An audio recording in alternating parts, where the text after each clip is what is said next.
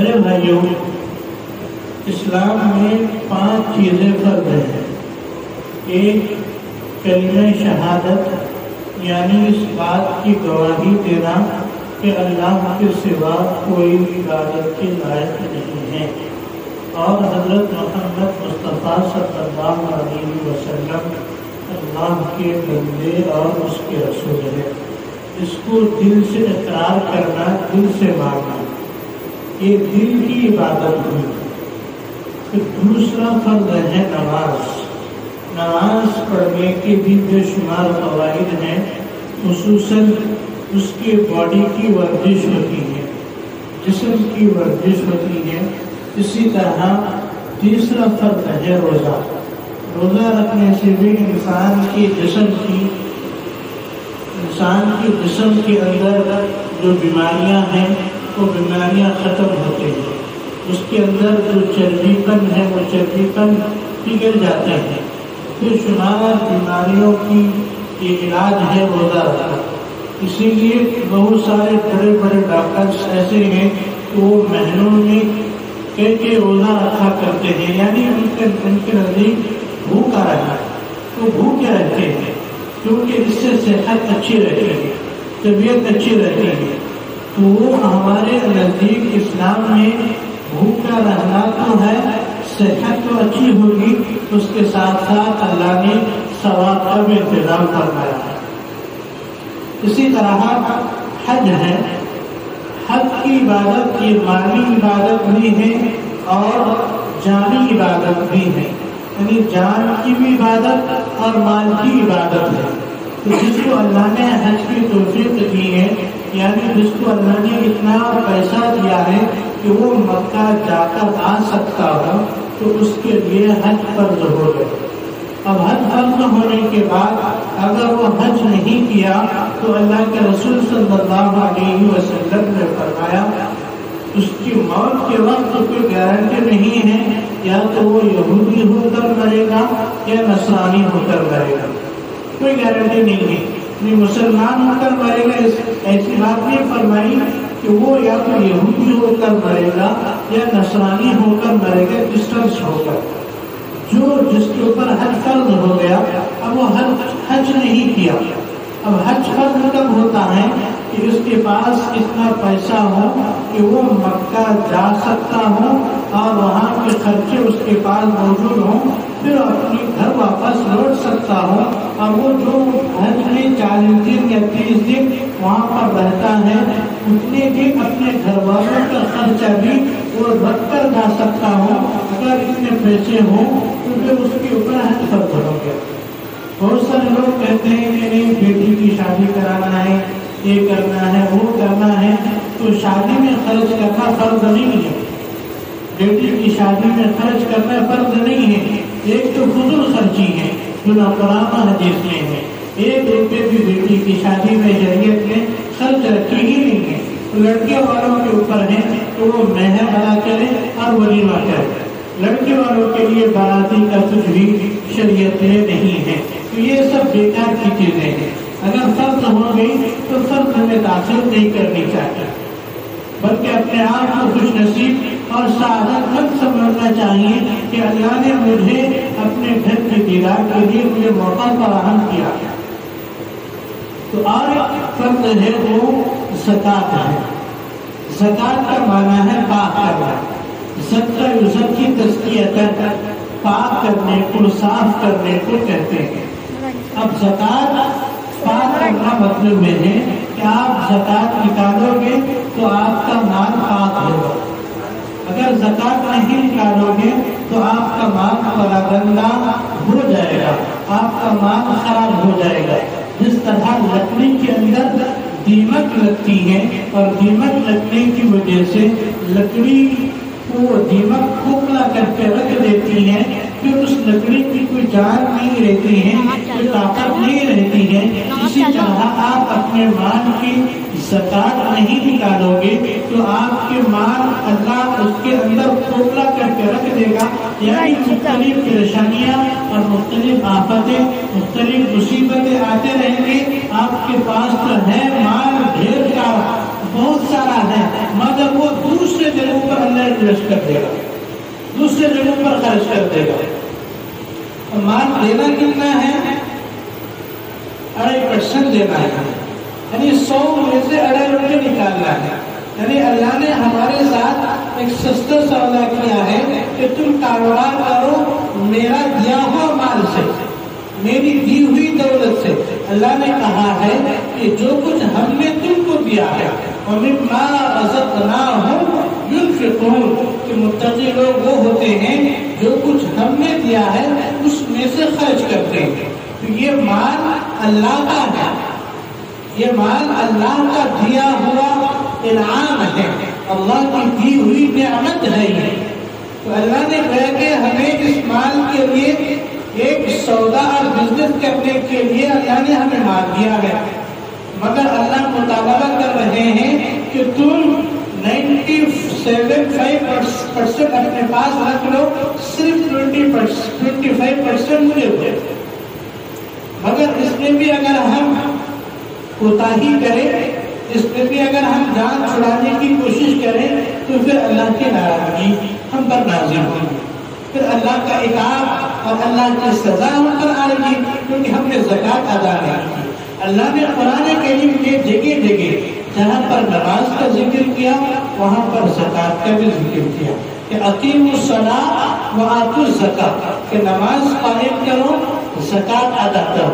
تو زکوٰۃ کو نماز کے ساتھ اللہ نے ملا دیا ہے کہ جس طرح نماز ہم پڑھتے ہیں شوق کے ساتھ، جذبات کے ساتھ، اسی طرح جب اللہ کے راستے میں دینے کی باری آئے تو ہم دلی خوشی کے ساتھ بھی دینا چاہیے، دلی خوشی کے ساتھ بھی ہمیں زکوٰۃ ادا کرنی چاہیے.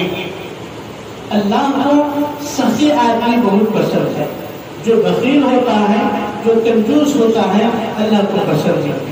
ترمذی شریف کی حدیث میں ہے اور مولانا زکریا رحمۃ اللہ علیہ نے فضائل صدقات میں یہ حدیث لکھی ہے کہ السخی قریب من اللہ وقریب من الناس وقریب من الجنہ وبعید من النار، کہ سخی آدمی اللہ کے قریب ہوتا ہے، لوگوں کے قریب ہوتا ہے، جنت کے قریب ہوتا ہے، جہنم سے دور ہوتا ہے. جو سخاوت کرتا ہے، اللہ کے راستے میں لٹاتا ہے تو اللہ پاک اس کو پسند فرماتے ہیں، لوگوں کو دیتے ہیں، لوگ اس کو پسند فرماتے ہیں، اور ایسے لوگوں کو اللہ جنت کے قریب کرتے ہیں، جہنم سے دور کرتے ہیں. والبخیل قریب من النار وبعید من اللہ وبعید من الناس وبعید من الجنہ، اور کنجوس آدمی جہنم کے قریب ہوتا ہے، اللہ سے دور ہوتا ہے، لوگوں سے دور ہوتا ہے، اور جنت سے دور ہوتا ہے. اور آخری جو لفظ اللہ کے رسول نے فرمایا ہے السخی الجاہل خیر من بخیل عابد، کہ جاہل سخی یعنی ان پڑھ ہے، گوار ہے، مگر سخی ہے، وہ دیتا ہے، اللہ کے راستے میں خرچ کرتا ہے، یہ بہتر ہے بخیل عابد سے. کنجوس عابد عبادت کرنے والے سے سخی جاہل بہتر ہے. تو اس لیے اللہ نے فرمایا ہے وَمَن يُوقَ شُحَّ نَفْسِهِ فَأُولَٰئِكَ هُمُ الْمُفْلِحُونَ فَأُولَٰئِكَ هُمُ الْفَائِزُونَ، کہ جس کو بخل سے بچا لیا گیا، اللہ نے فرمایا قرآن کریم کے اندر وَمَن يُوقَ شُحَّ نَفْسِهِ، جس کو کنجوسی پن سے بچا لیا گیا، یہی لوگ کامیاب ہیں، یہی لوگ کامیاب ہیں. تو کنجوسی پن اللہ کو پسند نہیں ہے. تو آپ اپنی فرض میں ہمیں بڑھ چڑھ کر کے حصہ لینا چاہتے ہیں. تو زکوٰۃ کب فرض ہوتا ہے؟ کب فرض ہوتی ہے؟ کسی کے پاس 52.5 تولہ چاندی ہے، 52.5 تولہ چاندی ہو تو اس کے اوپر زکوٰۃ فرض ہوگی. اور وہ چاندی 1 سال تک اس کے پاس رہی ہو، سال کا گزارنا ضروری ہے. 1 سال گزر گیا تو پھر اس چاندی پر زکوٰۃ واجب ہے. موجودہ زمانے میں 52.5 تولہ چاندی کی ریٹ لگ بھگ 38,000 روپے کے قریب ہے، 38,000 روپے 38,000 روپے کے قریب ہے. تو جس کے پاس چاندی ہو اتنی 52.5 تولے یا اتنی رقم ہو، اب اکاؤنٹ میں اپنے پاس اتنی رقم ہو اور ایک سال تک وہ جمع کی ہوئی رقم ہے تو پھر ایسے آدمی پر بھی زکات واجب ہے۔ اسی طرح سونا ہے تو سونے کے لیے مقدار ہے 7.5 تولہ سونا، 7.5 تولہ سونا ہو تو اس کے اوپر زکات واجب ہے۔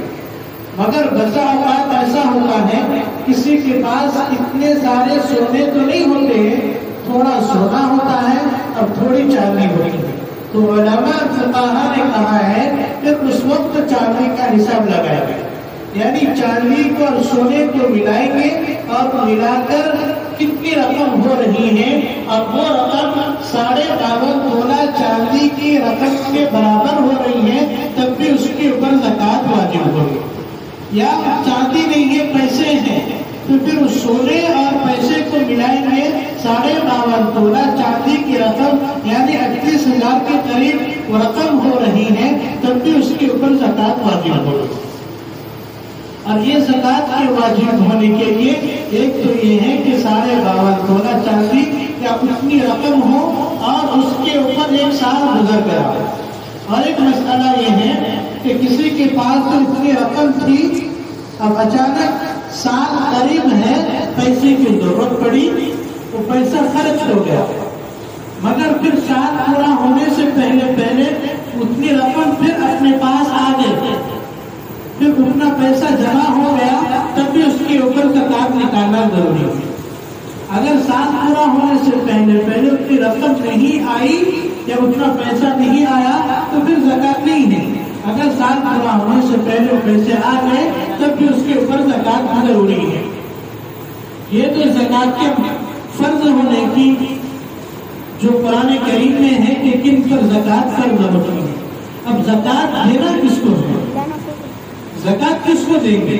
قرآن میں ہے 18 پارے میں اللہ فرماتے ہیں انما الصدقات للفقراء والمساکین، کہ 8 آدمی ہیں، 8 آدمی کی فہرست اللہ نے گنائی ہے کہ 8 قسم کے لوگوں کو آپ زکات دے سکتے ہیں۔ سب سے پہلا ہے فقراء، جو فقیر ہو، فقیر کو آپ زکات دے سکتے ہیں۔ والمساکین، اور مسکین کو آپ زکات دے سکتے ہیں۔ مسکین کے بارے میں اللہ کے رسول نے فرمایا ہے کہ اس کو مسکین نہیں کہیں گے جو گلیوں میں گھومتا ہو، جو گلیوں میں چکر لگاتا ہو اور بھیک مانگتا ہو اور اپنی ضرورت کو پیش کرتا ہو، بلکہ مسکین تو وہ ہے جو تندرستی کی حالت میں ہے اور اس کو صبح اور شام کے کھانے کے لیے کھانا نہ ہو، اس کے پاس 1 مہینے کا راشن نہیں، صرف 1 دن کا، اس کے پاس کھانا نہ ہو مگر وہ کسی سے مانگتا بھی نہیں، اس کو مسکین کہتے ہیں۔ کسی کو مانگتا بھی نہیں ہو اس کو مسکین کہتے ہیں۔ تو ہمارے بہت سے ایسے باعزت گھرانے ہیں، وہ تو بھوکا رہنا پسند کر لیتے ہیں مگر مانگنا برداشت نہیں کرتے، وہ اپنے آپ کو بھوکا رہ لیتے ہیں مگر کسی کے سامنے اپنے ہاتھ کو بڑھاتے نہیں ہیں، مانگتے نہیں۔ تو ایسے لوگوں کو ڈھونڈ کر دینا ہمارے لیے زیادہ ثواب کا کام ہے، ہمارے لیے زیادہ ثواب کا کام ہے۔ ہم ایسے لوگوں کو اپنے رشتے داروں میں ڈھونڈیں، اپنے پڑوسیوں میں ڈھونڈیں کہ کون ہے ایسے شخص جو کسی سے مانگتا نہیں ہے، وہ اپنے آپ کو اندر ڈھونڈتا ہے، صبر کرتا ہے، مشقتیں اٹھاتا ہے مگر اپنی پریشانیوں کو کسی کے سامنے نہیں بتاتا سوائے اللہ کے۔ ایسے لوگوں کو ڈھونڈ کر دینا زیادہ ثواب رکھتا ہے ان لوگوں کے مقابلے میں جو پھرتے رہتے ہیں۔ اور آج کل کے ماڈل زمانے کے ماڈل فقیر آ گیا، اب ان کی فقیری کے عالم ایسے ہیں کہ آپ ان کو اگر 5 روپے دو گے تو آپ کو ٹینکر ماریں گے، 7 روپے مل جائے۔ کئی مساجد اور کئی گلیوں میں گھومنے والے ایسے بھی فقیرے ہیں کہ جو دن بھر ان کا 1000-2000 روپے کمائی ہے، خود وہ زکات دینے کے مستحق ہے، یعنی وہ اپنے پیسے کو زکات نکالے اپنے پیسے سے۔ تو ایسے آدمی کو اگر آپ زکات دو گے تو آپ کی زکات قبول ہی نہیں ہوگی۔ جو خود زکات کے مستحق ہے، اگر اس کی ماہانہ آمدنی 30-40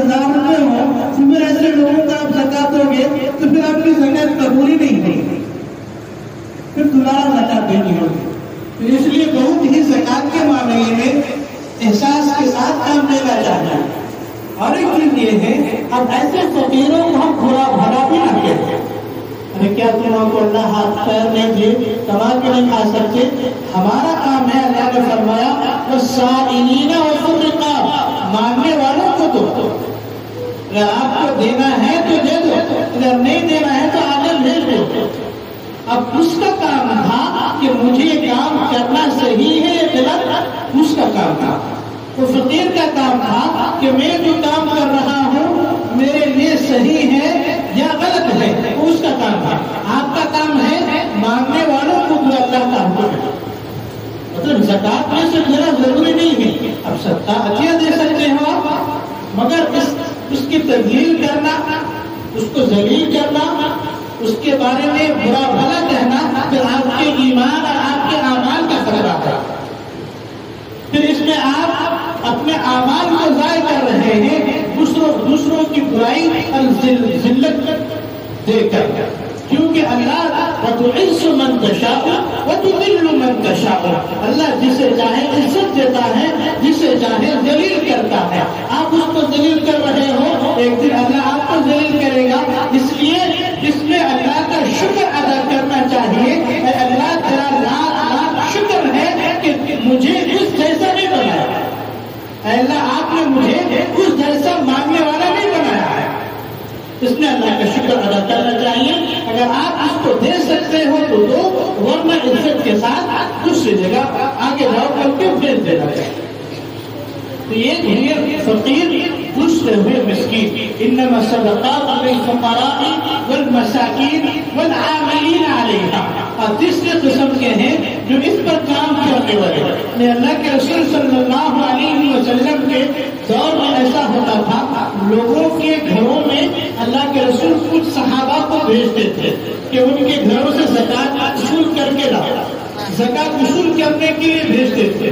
تو وہ صحابہ دن بھر محنت کرتے تھے اور گھروں سے زکات وصول کر کے لاتے تھے اور بیت المال میں جمع کرتے تھے. مسلمانوں کی جو فنڈ ہے وہ فنڈ میں جمع کرتے تھے اور اللہ کے رسول ان پیسوں کو اکٹھا جب ہو جاتے پھر غریبوں کو اور مسکینوں کو ڈھونڈ ڈھونڈ کر ان میں خرچ کرتے تھے. اس دور کا اصول تھا. تو ان جو محنت کرنے والے جو زکات وصول کرتے تھے ان کی تنخواہ انہی میں سے دی جاتی تھی زکات کے حق میں.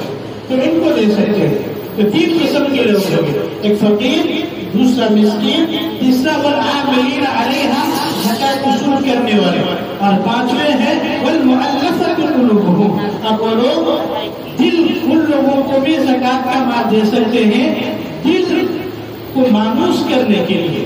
یعنی پہلے زمانے میں جب کافر اسلام میں داخل ہو رہے تھے تو ان مسلمانوں کو دل جوئی کے لیے، ان مسلمانوں کی دل کو مانوس کرنے کے لیے، اسلام کی طرف ان کو رغبت دلانے کے لیے کہ اسلام ایک ایسا مذہب ہے کہ جو غریبوں کا بھی خیال کرتا ہے، جو محتاجوں کا بھی خیال کرتا ہے. تو ایسے لوگوں کو بھی اللہ کی طرف سے حکم آیا تھا کہ ان کو بھی زکات کا مال دے سکتے ہیں جو بھی نان مسلم ہوئی، یہ ابھی مسلمان ہوئی. لیکن ابھی حکم نہیں رہا، ابھی حکم نہیں رہا. آپ کسی کافر کو زکات کا مال نہیں دے سکتے، آپ کی زکات قبول نہیں ہوئی. اس لیے مسلمانوں کا حق ہے، کیونکہ اب اسلام غالب آ چکا ہے. اسلام ہر جگہ چپے چپے پر پھیل چکا ہے. اب اسلام کا تعارف اور اسلام کسی کے محتاج نہیں رہا. تو اس لیے اب یہ حکم نہیں رہا. تو چوتھے قسم کے ہو گئے والمؤلفۃ قلوبہم والغارمین. آپ وہ لوگ جو قرض میں ڈوبا ہوا ہے، جو قرض میں ڈوبا ہوا ہے، ایسے لوگوں کو بھی زکات کا مال دے سکتے ہیں. وہ پھر رقاب، اور گردن کے چھڑانے کا مطلب یہ ہے کہ غلام کو آزاد کرنے میں آپ زکات کا مال دے سکتے ہیں. جیسے حضرت بلال حبشی رضی اللہ تعالیٰ عنہ غلام تھے، جب اسلام قبول کیے تو ان کو اتنا ستایا گیا، اتنا مارا گیا، اتنی تکلیفیں دی گئی ہیں کہ چپتے ہوئے ریت پر ان کو لٹایا جاتا تھا، تو ان کے سینے پر چٹان رکھ دیا جاتا تھا. سخت سردی کے موسم میں ان کو تالاب میں اور پانی میں رکھا جاتا تھا. پھر ایسے حالت میں ان کو کوڑے مارا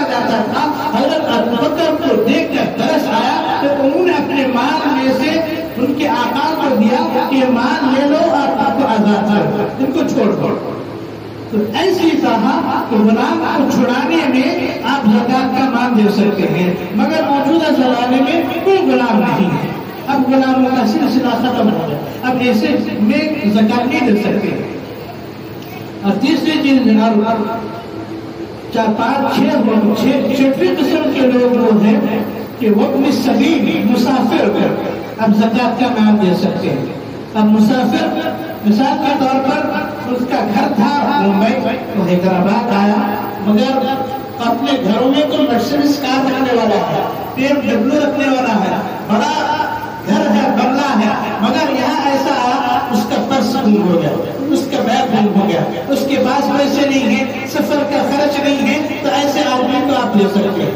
مگر موجودہ زمانے میں اس کا حل بھی ہے کہ گوگل پے فون پہ آ گیا ہے، اس کے لیے کوئی پریشانی نہیں ہے۔ پہلے زمانے میں ہوتا تھا کہ اونٹوں پر اور گھوڑوں پر سفر کرتے تھے، مہینوں کا سفر ہوتا تھا، تو وہاں پر ایسی حالت پیش آ گئے، لوٹ مارنے والے بھی ہوتے تھے، ڈاکو ہوتے تھے، تو کسی ڈاکو نے ڈاکہ ڈال لیا، پورا سامان ختم ہو گیا، تو ایسے آدمی اگر کسی سے زکات کا مال لے تو زکات ادا ہو جائے گی، اور ایسے آدمی کو زکات کا مال بھی دے سکتے ہیں۔ اور قسم کے ہیں وفی سبیل اللہ، اور اللہ کے راستے میں، اللہ کے راستے میں آپ زکات، جو اللہ کے راستے میں ہو ان کو آپ زکات کا مال دے سکتے ہیں۔ یعنی ایسے آدمی جو اللہ کے راستے میں نکلا ہے مگر اس کے پاس مال ختم ہو گیا ہے، سامان نہیں ہے خرچ کے لیے، تو آپ ایسے آدمی کو زکات کا مال دے سکتے ہیں۔ اسی میں حضرت علامہ مفتی شفیع رحمۃ اللہ علیہ نے معرف القرآن میں لکھا ہے، جو طالب علم ہے، جو مدرسے میں پڑھنے والے ہیں، وہ بھی اللہ کے راستے میں ہیں، کیونکہ حدیث میں آیا ہے من خرج فی طلب العلم فهو فی سبیل اللہ، جو علم حاصل کرنے کے لیے اپنے گھر سے نکلتا ہے وہ اللہ کے راستے میں ہوتا ہے، حتی یرجع، یہاں تک کہ اپنے گھر لوٹا، تو گھر لوٹ آنے تک وہ اللہ کے راستے میں ہوتا ہے۔ تو ایسے لوگوں کو بھی حضرت مولانا مفتی شفیع صاحب رحمۃ اللہ علیہ نے اس آیت کی تفسیر میں لکھا ہے، ایسے مدرسے کو بھی آپ دے سکتے ہیں زکات کا مال، جہاں پر بچے ہاسٹل میں رہتے ہوں، ان کے کھانے پینے کے انتظام، اگر بچے غریب ہیں تو غریب ہونے کا بھی ثواب، فقیر اور مسکین کا بھی ثواب مل رہا ہے، دوسرا ثواب یہ بھی مل رہا ہے کہ آپ کا مال اللہ کے راستے میں جا رہا ہے، تو 2 ثواب ہو گئے۔ پھر اسی طرح حدیث میں آیا ہے کہ الساعی علی الارملة والمساکین کالساعی فی المجاہد فی سبیل اللہ، یتیموں پر، مسکینوں پر اور بیواؤں پر کوشش کرنے والا، یہ کوشش یہ ہوتی ہے کہ آپ اپنے مال ان کو دے رہے ہو، یتیم کو اور بیواؤں کو اور مسکین کو دے رہے ہو، ایک کوشش۔ دوسری کوشش یہ ہے آپ کے پاس تو پیسے نہیں ہیں مگر دوسروں سے فرمائش کر کے آپ ان کو دے رہے ہیں، تو یہ دونوں چیزیں ایسی ہیں، اللہ کے رسول نے فرمایا اللہ کے راستے میں جہاد کرنے کے برابر۔